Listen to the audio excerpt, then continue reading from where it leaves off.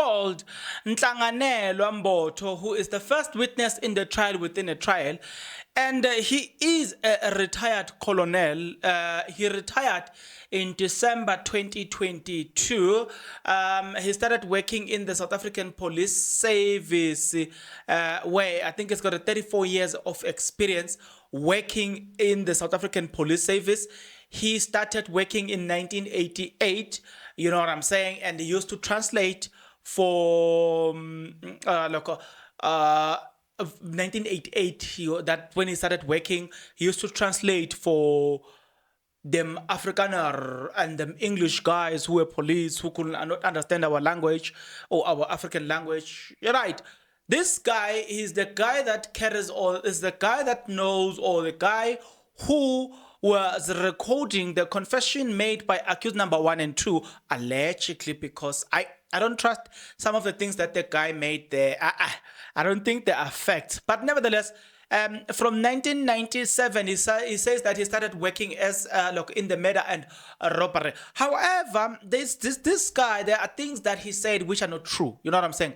They are not true. They are far from being the truth, right? And we will need to talk about it, guys. I've got a first-hand experience with the things that he said, which really, guys, they are not true. So today we are talking about this confession, you know what I'm saying, made by accused number 2.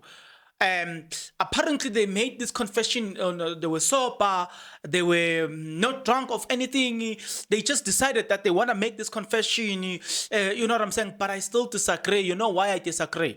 Not long ago I did a video where I think it's accused number 3's sister wrote something speaking about how they constantly beat accused number 3 in prison. He's beaten by police who are wearing an EST uniform, written EST. They are wearing this uniform, they are brown, they just get there, beat him and leave. You know what I'm saying? He's being forced to confess into this crime. So you can't therefore tell me that the day he does that confession, no, he's good, everything, he just decided that he wanted to do the confession. That is what I am contesting with this police. You know what I'm saying? But nevertheless, we will get into this one, right? Are you interested to take this journey with me? If you are, then please stick around. As you stick around, there are actually a few things that I want you to do. 1 is that you subscribe.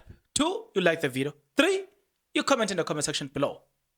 Okay, why do you need to do all of these nice things, good people? You need to do it because doing it does help out a lot when it comes to the YouTube algorithm to promote and spread this video to as many people as possible. So definitely, good people, the power here is in your hands. Well, speaking about this, let's get straight into the confession. So at some point, guys, this guy called Mbotho, he says he works at the Cleveland police station in 2009 as a branch commander. In 2015, he was promoted to a fully colonel at Randburg police station. Now, why Cleveland police station is mentioned? Do you know that that is where actually accused number 3 at some point was arrested? Look, it was at Cleveland police station, right? So, do you have an experience in writing confessions? He says. Sorry, guys. Yes. Now, he was asked how many confessions has he done in his lifetime, of which he said he couldn't remember. But what I liked about this guy is the fact that he couldn't remember. It's like, you know what? This guy is being honest here. But now, let's get into the gist of the matter. Now, it is said that the alleged confession of accused number 1 and 2 happened at 30 May 2020, right? At about 10 p.m., right? So there are a lot of things that we're going to get into here. It is alleged that the confession of accused number 1, Sibiya, Mbotho says he was called by Gininda on the 3rd of May at about 7 o'clock. Told him that, I told him that I was at home. I told him to bring the accused to the Diepkloof police station and because Randburg was far. And then he agreed. Now, here, there was a guy that testified about transporting this person. So we'll get into that one a little bit later. But for now, let's focus on this one, right? Being called by Brigadier Kininda, that there was a confession that accused number one, Moses Sibiya, wanted to make. And then fast forward, Mbutu says Kininda called him. So he was at home and blah, blah, blah. Mbutu says, I told Kininda, bring this accused to Deepcliff police station. He did that. And then, yeah. So then he get to Deepcliff police station. He says an office was allocated for to me that look, I may come and assist in terms of chronicling. Look at the statement from accused number one being Moses Sibiya. Now that okay, they are in the office. He said, I pointed the certificate as a Colonel Mbutu. I told him I'm allowed to take confession. Now I'm saying to myself, oh, so an office was allocated for him. Do you get a point? Follow that one. An office was allocated for me. If you're saying that to me, you are saying you don't work there. You work at Randbeck. So when you get there, you get into that office, you show him your qualifications, that you take something that does not make sense, guys. There's something that does not make sense. Right there, Koninte off. But again, you will notice as time goes by why I'm saying something is off here. So then Mbutu says Sibiya was handcuffed and agreed. They greeted him in isiZulu and introduced himself and said that I am the justice of peace. Okay, no problem. Now the other thing that you also need to note before we go further is that this guy, or accused number one being Moses Sibiya, he is not educated, right? He finished school at a very, very, very lowest. But the statement that was given to him was given in English. Okay. If you don't get it, forget about it. Okay. So then he says, accused asked me to remove my mask. It was during COVID-19. I asked him what was he arrested for. He said for shooting. Then I warned him, according to the Constitution, that he is not forced to tell me everything. I will write it down. That is where I was like, this guy's lying. This guy's lying. This guy is in a they have a relationship with Colonel Brigadier Kininda. He's his friend. If this guy has been beaten, getting into him, all these things was not as soft as he's painting them. Never. Never. Where have you seen police in real life being soft at arrest when they are arresting people? Let alone where in reality, police, they are always harsh when they are arresting an individual. Hey, those guys, they will just drive through humps and then you're seeing a person sitting behind, and then they don't care. You know, because they want to just torment you. You know what I'm saying? So this guy, that's why this guy said, I was actually tortured. You know, I was tortured and I was made to confess to this crime. And they came with all the details written there. And then they made me sign that information. And I had to, for the sake of my life. Right? Okay, so I don't believe I don't believe so. The discussion ended when he said he wanted to make a statement about without a lawyer. He is sober. The accused requested me to remove his handcuffs because they were tight. Then I started writing down. That's again something that does not make sense for me. It really doesn't make sense. If he was sober, he wouldn't have made a statement without a lawyer. This is just. Let's not make this, guys, let's not complicate things here. He wouldn't have made a statement without a lawyer. Finish and clear. Okay, Mbutu was sober, and then I inform him he has nothing to fear. He can speak freely. That's another lie. Like I was saying, guys, okay, you know what? I'm going to explain this shortly. This is not true, guys. Like, this is not true. Mbutu, look, okay, let's leave this one. I'm not interested in this one.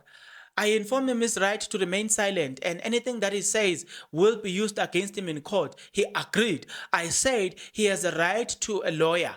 He said he doesn't need a lawyer. He has a lawyer, Mr. Nkuna. He said he just want to make the confession. So accused number one was so, I was like, I just want to make the confession. That was accused number one. And I'm sitting here like, yeah, this is not true. You are lying, broad daylight. But yeah, let's leave the old man. Even his voice now says that the man I know. The statement has Mbutu and accused number one signed by Loyi was what was the purpose of that? Mbutu says it was to make sure that after taking down the statement, the accused understand me correctly. Did you notice that I said this guy was look, according to him, this guy is uneducated, right? So he doesn't understand English. So the statement was taken by them speaking, look, isiZulu, right? Then it was translated to or reduced to English by him, then read back to him. How do you expect him to understand that? If you yourself said he has got no qualification. Guys, asiyeke ukudlala ngabantu lana yazi. Asiyeke ukudlala ngabantu. But yeah, then again, what we also know is that there was a fingerprint. So he put his fingerprint as part and parcel of signing the statement. That is what we got from Mbutu as well. So he says that I asked him if accused number one understand the warning. He said yes. Do you wish to make a statement? He said yes. Do you have you been assaulted or influenced? He says nobody assaulted, influenced or threatened him to make the statement. That is a pure lie and that's a pure deception, guys. Guys, you must listen to there's a channel called Network Agenda. There was this guy, I forgot his name. He was speaking about how much police was beating him. They took him to a place where he doesn't know where he was, but it looks like an old building. That's where they were busy beating him, and they told him that we will beat you until you acknowledge to this crime. So here they are saying, hi, there's no. He was not assaulted. He was not influencing. He was not threatened. Guys, I've just told you how accused number two said to have, now he's being beaten. They will come back one day if he were to make that confession because he's tired of being beaten. I'll make it simple. They will come back and say he was not assaulted. Guys, I'm not going to take this. This one, I'm not going to take it. Okay, so he was not Mbutu goes through the questions and asked to Sibiya where he was assaulted or threatened or to make this confession. He says, no, I was not I was not influencing and blah blah blah blah blah. He signs the document and accused number one with the thumb with his thumb, and I'm sitting here and I'm like, guys, this is pure deception. Then I asked him if he had any injuries. He says yes, in both arms due to handcuffs being tight. Right. Do you remember that this is the guy where you must watch a video? It was done by Newsroom Africa. Yes, it was done by Newsroom Africa. They tell a story of when these guys were arrested, taken to KZN. This guy said it there and there. So the issue of being assaulted, I knew it back in the days. It has been said that the police have been assaulting these people, making sure that they confess to this crime. It has been said a long time ago. So now you're gonna come here and say they were not assaulted. Where go? Because we know that these people were assaulted. They said it long time ago. This is the same thing this is the same thing about the bank statement. We said it that we knew that the bank statement must reflect this, but guess what? It was omitted now. It's no longer there. Right. I asked him if he was under the influence of alcohol or drunk. He says no, he's been sober since the lockdown and blah, blah, blah. I confirmed if he didn't use drugs and says no, yes, no, I'm not using drugs and blah, blah, blah. Okay. I am not taking this. I am not taking this. I don't believe the police that was testifying today. There's nothing that I really, there are a lot of things that he said, which I am honestly not going to go through them. So, yes, so there's nothing. Brigadier Keninda came to fetch the statement from me. Okay, let's go into this one. So he has taken the statement. Now he's done with the statement. Then it tells us that how Brigadier Kininda came to fetch the statement from him because he wouldn't have given the statement to the police. Why he wouldn't have done that? Because in the past they have done it and they saw the statement in the media. Remember that this statement here was brought by, this guy here, he was brought by a member of a SWAT, right? Members of SWAT, because apparently he was a high profile guy, you know what I'm saying? So he needed a highly skilled people that will transport him because he's highly feared guy, you know what I'm saying? So Kininda then they arranged that Kininda must come to run back to fetch the statement. So fine, the statement was taken. Kininda took the statement himself. He wouldn't even trusted any people to take this confession from accused number 2, right? So then there's this cross-examination. But before we start the cross-examination by Advocate Ramasepere, because I wouldn't have gone through all the details, you know what I'm saying? Now, let me tell you this. There was a time where I was driving around Katlehong, ne? There is a precinct called, there's a precinct here, Metropolis. It's just next to it, it's opposite a school called Chibirkan. So that place is theater, right? As I was approaching the stop sign, two to three taxis, I think it's 3 taxis, they occupied the left-hand side, right? As I was I was following this guy, and then they stopped at the stop sign. They were busy offloading people, and then I saw that okay, these people are busy offloading people. I maneuvered around, and then when I got into the stop sign. Remember, there was 3 taxis, and then it's me behind on the left-hand lane because I had to turn left. I was going to Zonkezizo. So as I was about to turn left, they occupied this. So I managed to come to the right-hand lane, drove. When I got into the stop sign now, there's a robot there. When I got there, the guy who was blocking us on the left, he's now forcing his way to cross in front of me. Police are coming and they see all of that. I pushed and then I stopped there and then you cross. And then when I was about to, when I was turning left, the robot was already red, but I've already crossed the white line. Where I need the white line, it says I'm not allowed to cross the white line if I'm going to stop, right? So I've already crossed the white line, but interrupted by this taxi. They see all of that, right? Instead of stopping this taxi that interrupted me and the other taxi as well that was busy at the same time interrupting me, but instead of dealing with these 3 guys or these 2 guys here, they leave all these taxi drivers, they focus on me. I turn left and then they come to me. There's this corrupt woman who she stays around Zonke, she's the Metropolis. They came to me in the car and then they started telling me how wrong am I.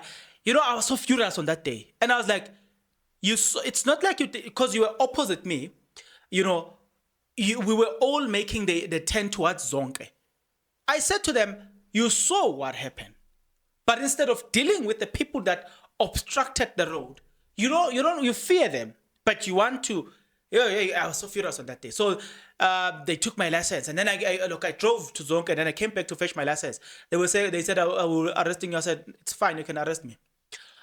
So we get into the police. We were there at that Metropolis. They are telling them the story of what happened. The Metropolis that just arrived, they were just about to start their shift. Because I arrived there, I think it was around past 5 to fetch my license when they said they were going to arrest me. They told them, instead of asking me what happened, all of them turned against me. And they were like, yeah, he's wrong. I looked at them and they were not interested to hear what I'm about to say. Nobody was interested to hear what I'm about to say. This example, I'm taking it back to accused number 2. Fine, that day, an investigator came and then solved that problem. Within probably 1 hour, that problem was solved. They gave me back my license. And then I was, I continued driving and then I went home. I was so angry, I was so furious, asking me to apologize for a crime that I've never committed instead of dealing with the taxes Now, I know for a fact, remember I've been saying to you guys, I'm a friend with many police. Police will tell you. Police do not betray a member. They call one another members. Police don't betray a member. So this issue of this guy being making a confession freely, or if there was a problem, they would have made sure that now he's taken away from these other people. That is not the true reflection, or that's not the true reality of what is happening on the ground. Let us not lie and play with other people's kids, and now people wanna portray themselves as good Samaritans, people who love the law. No, what you see there, it's a different ball game altogether. What they are saying in court, it's a lie. It's not happening. Ask people who have been, who have an encounter with police. People who have been arrested to a point of maybe going as far as being sentenced. Ask them if the situation was friendly, that they make decision freely. Let's not lie, guys. Let's not lie. Here, it's just it's a fiction. It's not the true reflection of the situation that occurred when this thing was happening. But again, Advocate Ramasepede asked, did you know, Loco? Do you know Kininda before he called you? He says, yes, I knew him as a police. And I felt it so strange that he also wanted to explain he knew him as a police. And I was like, but it's fine. Ramasepede, you said the suspect was handcuffed, right? How? Handcuffed in front. So, okay, now we get it. How was his general physical appearance? He was normal, or his demeanor, if you want. He was normal. What was his demeanor when he was brought to your office? His demeanor was good. By his waist, did you see any injuries? He was swollen because of the handcuffs were tight. Okay, we said no problem. Why were they tight? If everything was okay, why did you tighten the handcuffs to a point that he has to be swollen? That alone tells me that the situation was uncomfortable. But you want to present the situation as comfortable situation. Guys, I don't know if you see what I'm saying. You just confessed now that this guy was uncomfortable to a point of being swollen here, and you say that everything was okay with that person. It tells me that this person, when he was arrested, there was kind of aggression. We act like liar. Then they tightened the handcuffs. You can't say people who have done that to you, they were friendly to you. They were just arresting you because they were arresting you, but they were friendly to you. You can tell right there that this confession was forced because these people were not friendly. The handcuffs were tightened. Where is friendliness there? The situation was not conducive for accused number one to have just easily said, no, I don't want to make a confession. No, guys, let's not lie here. Speaking about the injuries, I don't know what is happening with my nose today, eh? Now, here's the problem that I have. Advocate Ramasepede asked the question, was the interview recorded? No, there was no recording of this interview. There's no video, there's no recording. So now we're supposed to believe that this is true and authentic. There's no video, there's nothing, there's no audio. But let's leave it there. There was nothing of some sort. Okay. Advocate Ramasepede, after asking that question, accused number two, accused number one instructed me you did not put those questions in the pro forma to him. I did, and that there were multiple police officers, including Kininda, who brought him to the police station. It makes sense. It was as if there was nobody. The Kinindas were not there. They were there to intimidate the man, to say the things that they wanted him to say, and that and that those police officers took him to a room and assaulted him. Mbutu, I only know the room I was given. He was there. There he wouldn't have been given to assault suspect. There is no entrance at Deep Kloof. There is no other rooms outside. That I denied. Do you see now where you see this guy denying anything that seems to incriminate his fellow policemen, but he wants us to believe his testimony as neutral? That's why I said I don't believe this. I don't believe this. Okay, no problem. Mbutu, that he was talking about here. I'm not interested at these things that he said here.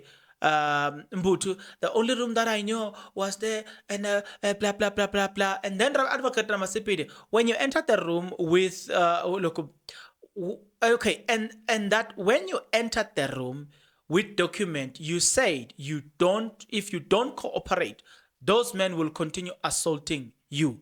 Mbutu, that is far from the truth. There's nothing like that. You know what? I believe this. Like, honestly speaking, this I believe.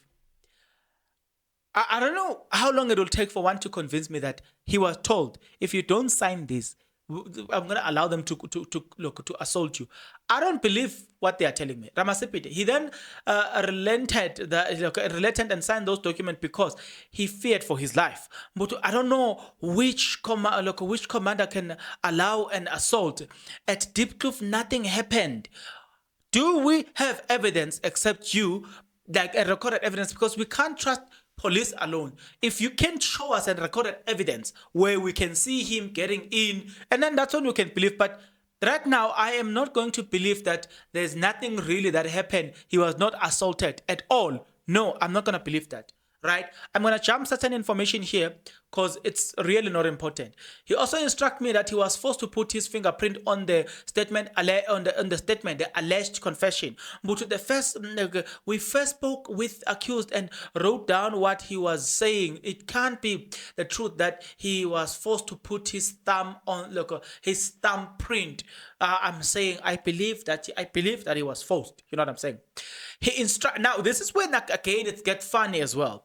He instructed me a plastic bag was used to put over his face, and he was smoothened during the torture. But he was supposed to tell me that he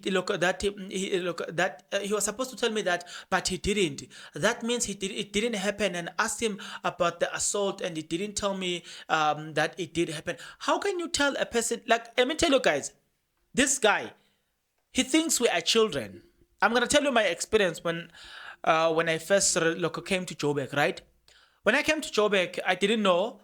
You see this thing there where they put something, or like they used to.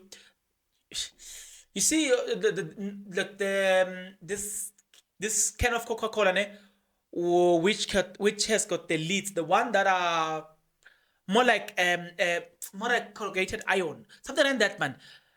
So they use this thing. They call it. They shift this thing like this. So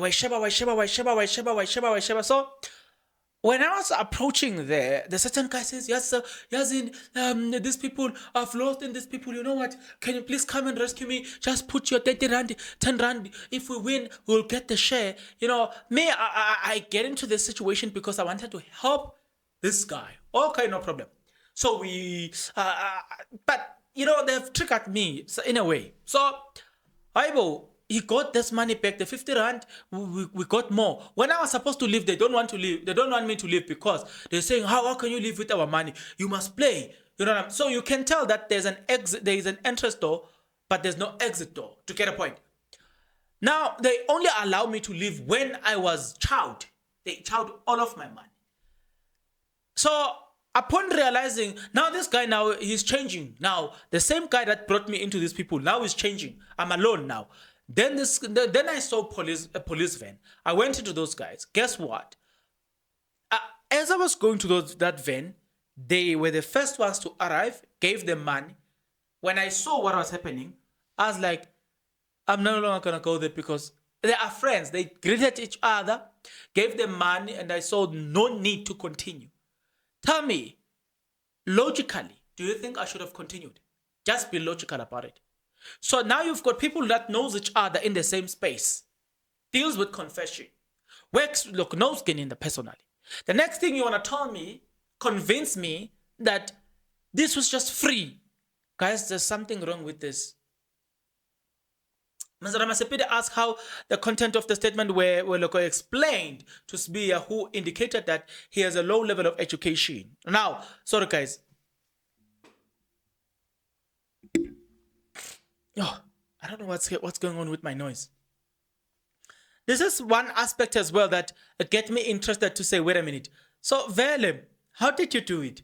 The explanation does not match the level of education for accused number two. Accused number two, number one, he signed a statement that didn't, even if look, it was not forced, but still he signed a statement that he did not understand. That's the bottom line, right?